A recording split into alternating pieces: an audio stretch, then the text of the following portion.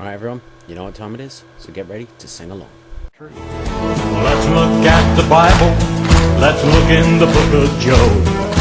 Turn to chapter 40, in verse 15 we're told of a mighty creature that Job must have known. In the jungle of the reeds and ferns, Behemoth made his home. Behemoth is a dinosaur is he. He eats grass as an ox, his tail's like a cedar.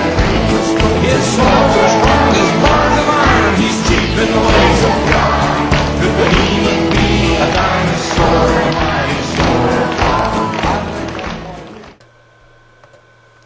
That's right, today we're looking at the dynamic duo of creationism, Ray Comfort, the Dick Knight, and his young ward, Kirk Cameron, the Tard Wonder.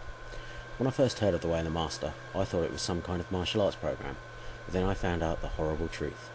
Thanks to the Atheist Nightmare video. I'm still shitting myself at the thought of bananas. They're just too much like soda cans.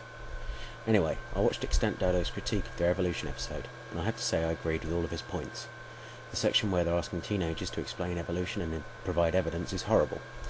I bet if I went up to anyone who said they believed in God and asked them to give me definitive evidence, I'd get much the same reaction, because they'd generally be moderate theists, who simply believe in God but don't think much about it in their daily lives, just like these kids in evolution. Sorry about that, the customer came to the desk. Anyway, where was I? Oh yeah, then they got an orangutan. The most likeable presenter the show had. They tried to get it plane tickets and tried to take it out to lunch. Because they weren't allowed to do these things, they came to the conclusion that apes and humans are in no way related. So because you're not allowed to take an orangutan onto a plane or into a restaurant, evolution is proven to be false. It's simple, really. And of course there was their wonderful debate against the Rational Response Squad. The conditions of the debate were that Ray and Kirk had to try and scientifically prove the existence of God without using the Bible, something which, of course, they failed spectacularly at. What I like most about these guys, though, is that every other sentence out of their mouths is either a logical fallacy or a flat-out lie. In the evolution video, for example, Kirk repeats over and over again that we found no transitional fossils. Someone's obviously never heard of Archaeopteryx, Ambulocetus, Tiktaalik, or the myriad of other transitionals I could name, but don't have time to. Then, in an interview with Bill O'Reilly, Kirk reveals what he wants to see in the way of evidence for a transitional fossil. Let's watch, won't we? Plus, Darwin said in order to prove evolution, which is the #1 alternative to God, you've got to be able to prove transitional forms, one animal transitioning into another.